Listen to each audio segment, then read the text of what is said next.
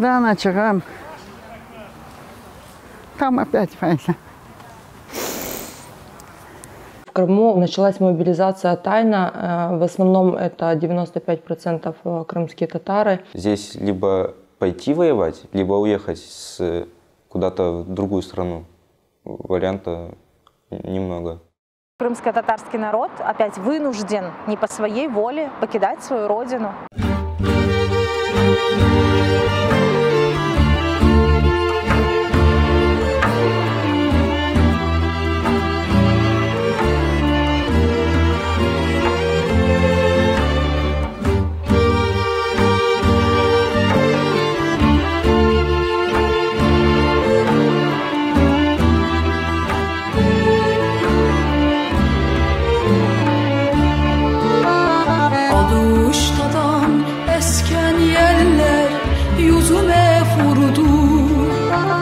Balalıktan osken evge koz yaşım düştü.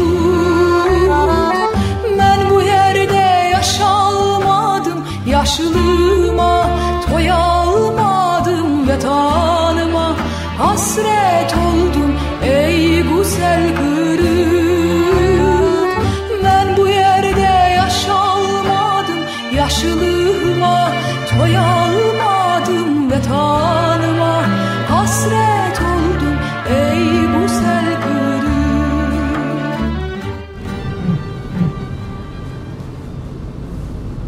Чей Крым?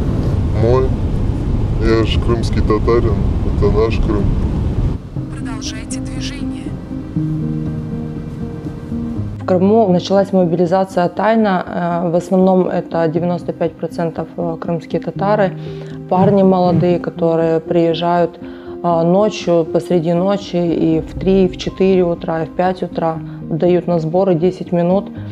Никакие уговоры родителей, либо никакие там справки о том, что ребенок, допустим, не может идти воевать, либо по состоянию здоровья, либо возрастные какие-то ограничения.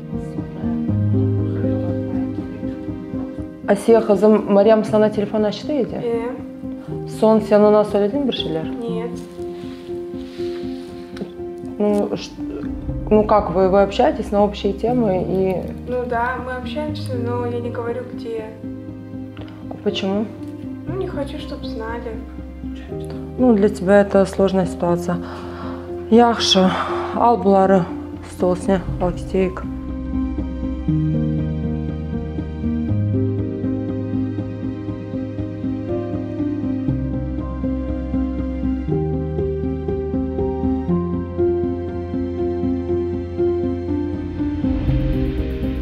Арсен, Балам, как дела у Резы, у Наримана? Ты с ними созванивался, списывался? Давно не переписывались? Ну, они сейчас тоже особо, наверное, из-за этой ситуации боятся. Мой сын 2006 года, он должен был уже идти в военкомат, сдавать там, вставать на учет, сдавать документы и все остальное. Мы были вынуждены покинуть свои родные земли, свой родной дом. Мы выезжали в попыхах ночью. Лично я с детьми и с мамой собиралась. Все вроде бы собрали, ничего не забыли. Паспорта, документы. Все. Нет, сейчас помогу. Ничего. Асия кызым. Арсен, Арсен, аккуратно, аккуратно была. Так. Аккуратненько. О, Арсен, давай поднимай потихонечку. Тихонько, аккуратненько. Мой супруг остался, да, и он придерживается того, что мы как бы уехали, а он говорит, мы не для того вернулись в Крым, чтобы уезжать с Крыма. Ты не хочешь воевать, но тебя заставляют. Здесь либо пойти воевать, либо уехать куда-то в другую страну. Варианта немного.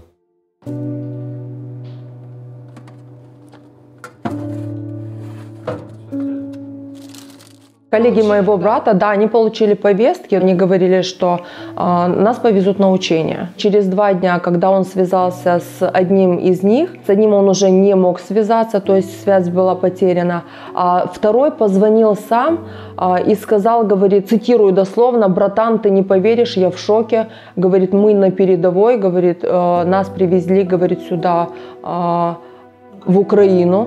Да, и я уже на передовой. Крымские граждане имеют первоочередно, это у нас украинское гражданство. Вот у всех у нас есть, и никто от него не отказывался. Вот в 2014 году так получилось, при аннексии Крыма мы получили российские паспорта. У меня на тот момент ребенок один ходил в детский садик, второй в школу. И то есть по документам мне говорили, если у вас нет паспорта российского, то вы не можете ни в садик ходить, ни в школу. То есть они начали давить на население. В итоге все брали вынужденно, потому что ставили такие рамки, что если ты там живешь и находишься, невозможно было не брать. То есть не выдавали зарплаты.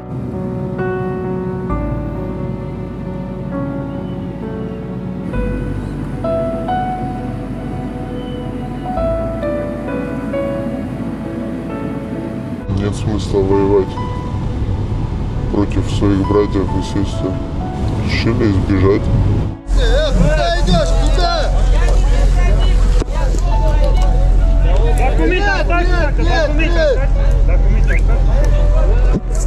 Когда в Краснодаре останавливались на заправке, и я смотрела с ужасом, сколько машин, 82-й регион, это наш крымский, сколько машин выезжало, покидало молодых ребят. Это были и мужчины, и молодые ребята, и парни всех возрастов. И в основном это вот, как бы, знаете, печально не было, это были вот наши парни, крымские татары.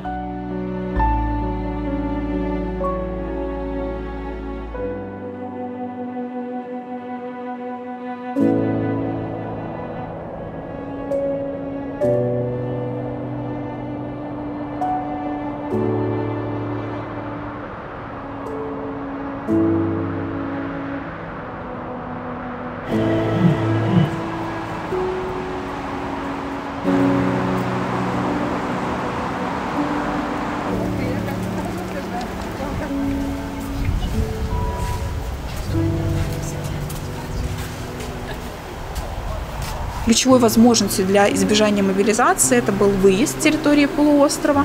Часть людей, насколько я понимаю, отказывались. Мы следили за реестрами судебными, какое количество дел новых появилось об отказе служить в вооруженных силах Российской Федерации. Около 350 или 400 случаев отказа от службы в российской армии, либо там быть срочником, и, соответственно, потом начинались преследования по отношению к этим людям. Наибольшее число одновременно покинувших Крым появилось после 21 сентября 2022 года, когда в России объявили так называемую частичную мобилизацию, и уже 22 сентября десятки, потом сотни тысяч крымских татар потянулись из Крыма для того, чтобы избежать принудительной мобилизации в русскую армию. Проблемы были у тех, у кого были не в порядке украинские документы, или просроченные паспорта, или не было заграничных паспортов. У них оставался только один выход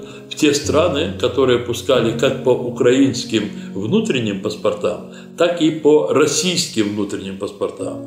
У многих крымских татар были и украинские внутренние паспорта, и российские. В крайнем случае у него был российский внутренний паспорт. И поэтому основная часть направилась в Казахстан. И там уже, обратившись в дипломатические учреждения Украины, они занялись оформлением своих документов, что заняло достаточно много времени.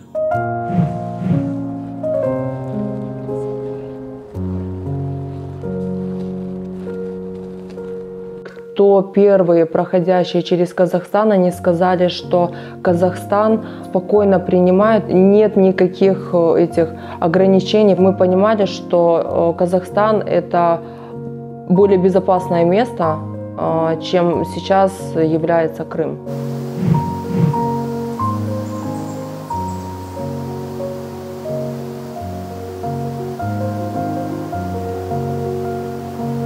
О том, что из Крыма собираются выезжать наши соотечественники, начали поступать практически сразу же, потому что у всех здесь есть родственники, есть знакомые, и люди готовились к этой поездке в основном на собственных автомобилях, сообщали своим родственникам. Тут уже началась тоже такая, тихая, не паника, но беспокойство большое, потому что путь далекий, люди стихийно собирались там группами в машины, набивались, ехали, мало брали с собой продуктов. И уже в пути к нам начали поступать сообщения, что людям не хватает еды, воды, что большие очереди на границе.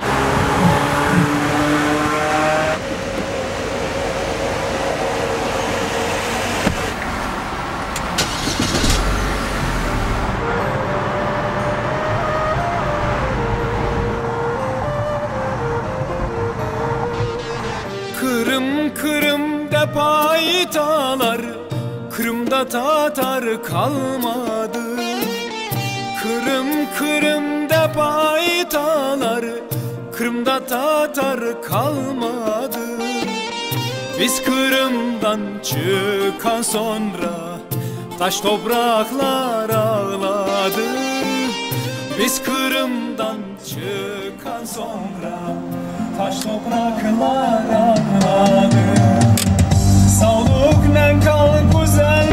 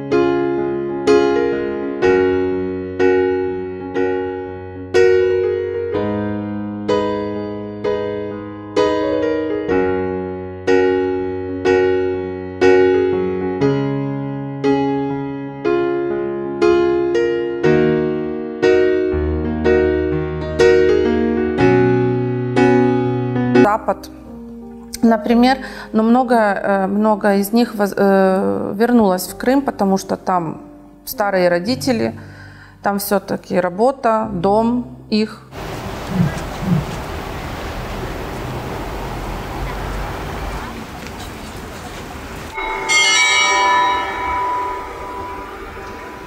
Это такая себе гибридная депортация, когда крымских татар не сажали в товарные вагоны, но создавали условия, и создают условия, при которых они вынуждены выезжать. Очень многие крымские татары после сентября 22 года оказались, собственно, в Казахстане, к примеру, либо в Узбекистане, куда их когда-то депортировали в 1944 году.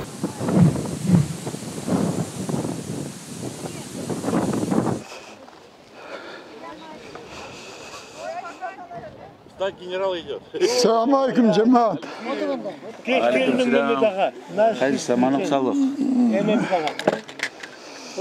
Отыр. Генерал келді, генерал.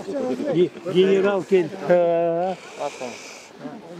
Джамаат, haydi bayramda hayırlı olsun. Allah razı olsun. Aman sağ olunuz. Otur sen. Ana ben beklep duralar anada. Вот тут у меня отец и мать похоронены. Когда с Крыма выслали нас, отец нас с матерью выкормил, нас было 5 человек. Я в вагоне ехал, вот считайте, что мне 6 лет было. Вот 5-6 лет. Вагон, окошечко вверху, как скот нас везли. Вот там. Там тоже я... По-моему, я немного заболел. Это конечно, нечего. Или что-то говорят, остановка, люди больных уже на железных дорогах оставляли, мертвых. В нашем вагоне не умер, а вот в других вагонах, это уже говорят, умер, прямо вот оставляют, хоронить негде, оставляют на железной дороге, вот с краю оставляют мертвого.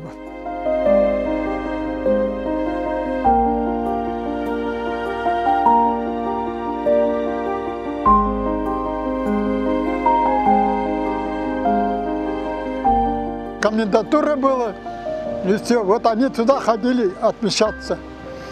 Они каждый месяц ходили отмечаться. Они выезд им был запрещен.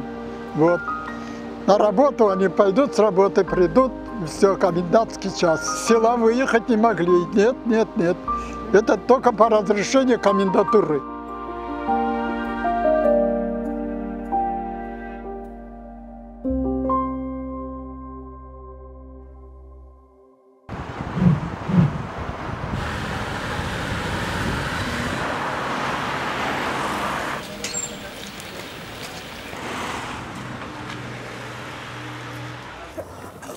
Çıkmadı.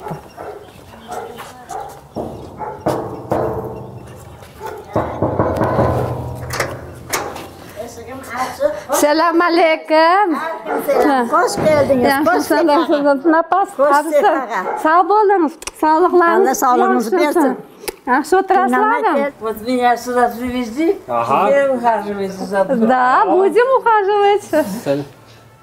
Я, например, училась в 7 классе, а до этого многих отправили на фабрику, ну, знакомые эти, вот, пригласили нас. Я без разрешения поехала. Так меня в НКВД привели и сказали, куда. Я сказала, я не знаю. Я говорю, меня пригласили, ну, что там? Я говорю, не знаю. Ну, не арестовывали, так поругали, сказали, без разрешения нельзя. Selam aleyküm. Hoş geldiniz. Rahmet, sağ ol. Sağ ol. Sen tek kız oğlum. Sağ ol. Сюда приехали, мама умерла, я осталась в Чучке с сестрой. Ее зовут Мирзия звать, а меня Мирьем звать. Потом тетка говорит, давай ты его сдавай в детдом, а то они замучились здесь. Мы не сможем их смотреть. А потом сестра, двоюродная сестра, она взяла их в Хаджабад, до сих пор помню, Хаджабад перевезли меня, чтобы нас сдать. Некому же смотреть, чтобы укмат бахсын. А потом сестру забрали в детдом, а мне не забрали. Ну, не, болячка, что ли, была в руках, тогда очень строго была. Болячка, болса. Meni almadılar, kaytardılar. Она мне не ищет, я же знаю, что у меня сестра есть. Неужели она не помнит на 2 года старше меня? Очень трудно, очень трудно. Тем более я одна жила. Очень трудно жила.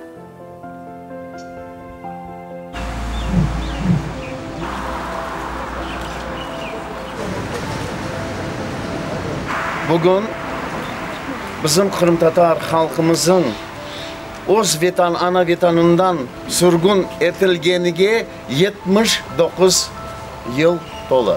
Отец у меня был участник 2 войн, Финской войны, Великой Отечественной войны. Воевал на Ленинградском фронте, по дороге жизни, по замерзшей Неве, по Балтике.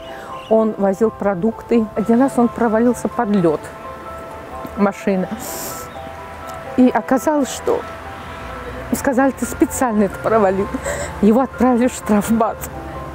Он сказал, ты не знаешь, что такое штрафбат. Впереди немцы, а сзади войска КГБ стоят. Ты не можешь ни туда пойти, ни сюда пойти. И он уцелел. Он был весь в шрамах. Голова, щеки на груди. Он дошел до Берлина. Когда ему сказали, ты едешь, он сказал, так, я еду домой. А ему сказали, нет, ты едешь в Среднюю Азию. Он говорит, а почему? Я же, говорит, в Крыму. Он говорит, нет, Тебе надо ехать в Узбекистан. Все твои родственники там. Да, Начаган. Там опять война. Может быть, и лучше то, что они это не видят. Моя бабушка, умирая, даже сказала, чтобы Сталину мезораться говорить. Но это вы понимаете как. До такой степени они были обижены. Моя мама, она всю жизнь проплакала о Крыме. Она всегда говорила, ну, не получилось увезти. Но когда у человека все отнимают, ну, вот эта боль, конечно, о чем можно говорить? Yo'q, baribir-da Muhammadga so'z. Bo'pti, kelaman. Men shu mablag'dan keta olmadim. Tashlab keta olmadim shu mablag'ni. Ya? Da. Aytib bering. Ey, go'zal Qrim deb ayam rosa aytardi bog'chada. Men kichkina bola edim-da, kichkina. Alushtadan eski yerler yüzüme vurdu. Balalım o'sgan yerde ko'zime tushdi. Men bu yerde yasholmadim, yoshlig'imga to'ya olmadim, vatanimga hasrat oldim, ey go'zal Qrim. Men bu yerde yasholmadim, vatanimga borolmadim, vatanimga hasrat oldim, ey go'zal Qrim. Biz endi ketmadik. Meni xo'jayinim mana bizga ayta beradi. Mana biz tatar xalqimiz ketdi. Mana o'zimiz analarimiz, ag'alarimiz, dudularimiz hepsi Qrimga ko'chib ketdilar. Menga aytdi, bar senda bar aylangan borsa baraber. Mana Qrimga ikki marta borib keldim. Qizim anda o'tira, Qrimda yaxshi yashaylar. Ko'chaylik desam yo'q. Feruza, men ko'chmayjam. Meni anam bilan babam namında buloqqa qo'yilgan, bu taraflarga qo'yilgan.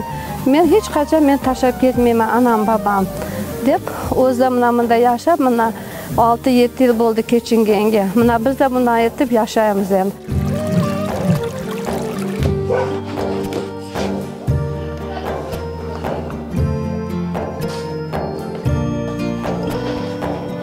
Это дом моих родителей. Получается, я живу в Алматы, а на выходные приезжаем сюда, как дача. Ну, соседи, наш поселок, в котором я родилась, выросла. Встречаемся, общаемся. Как говорится, все здесь родное. Люди, каждая травинка, каждый гвоздик, дом родительский. У всех, у каждого, по-моему, крымского татарина в голове, что надо вернуться на родину. Ну да, мы не вернулись. Как-то вроде и такое ощущение, а с другой стороны, потом я говорю, может, мы и хорошо, что не все яйца в одной корзине по миру и разбросаны, но зато вот в данный момент мы, казахстанцы, пригодились, как говорится, да, нашим соотечественникам.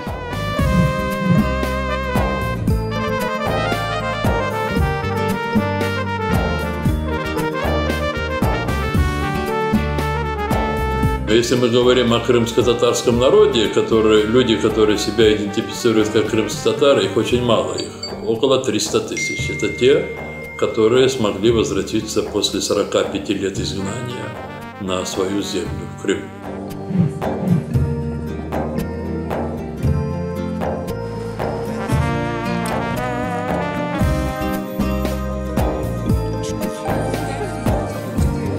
В 90-м году наши родители уже 33 года как уехали, у меня все равно душа и глаза туда смотрят. Особенно, когда смотришь телевидение или общаешься с ними, и меня же слезы пробирают, видите. Хотя здесь все родное, каждый камень, каждая травинка, здесь мы выросли. И туда хочется, и здесь все родное, не знаю, как быть. Вот маму я не видел 5 лет уже. То пандемия, теперь война. Как быть?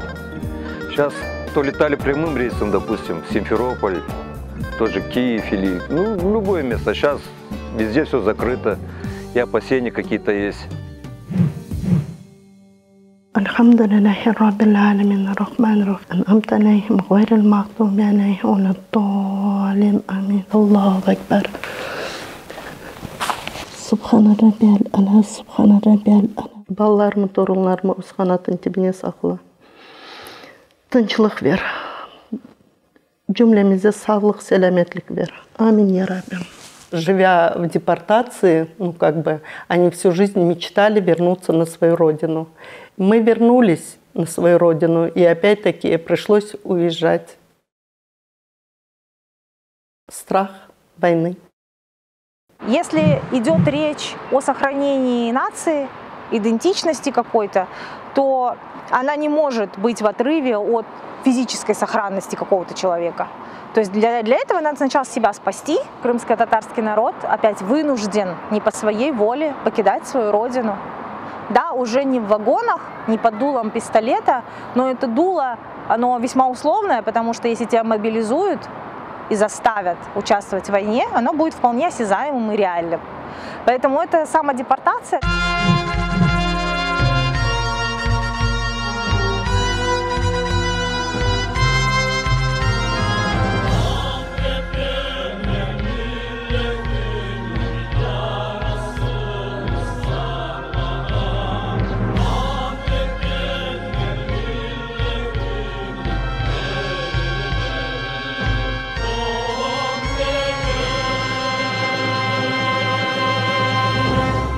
Поехали кто в Европу, кто в Канаду, кто в Америку.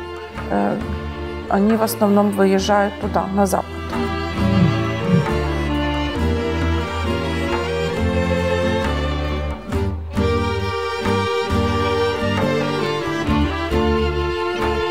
Они здесь перезимовали и уехали в Ирландию. С Ирландии говорят, что поедут в Канаду. С одними разговаривал, они говорят, родители говорят, оставайтесь там, в Ирландии. Но одни родители говорят, возвращайтесь. Мы для чего приехали на родину? Чтобы здесь возрождать свою историю, опять все свои традиции вспоминать, возрождать.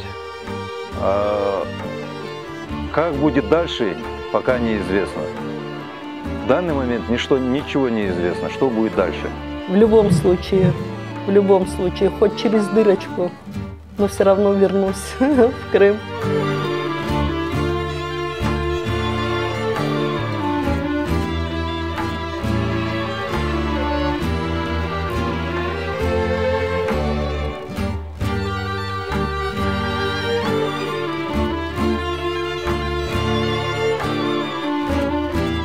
Неизвестность того, что когда мы вернемся, что произойдет, и вот этот опять-таки геноцид нашего народа, он напрямую коснулся спустя 33 года. Возможно, что мы точно так же будем возвращаться десятилетиями обратно в Крым.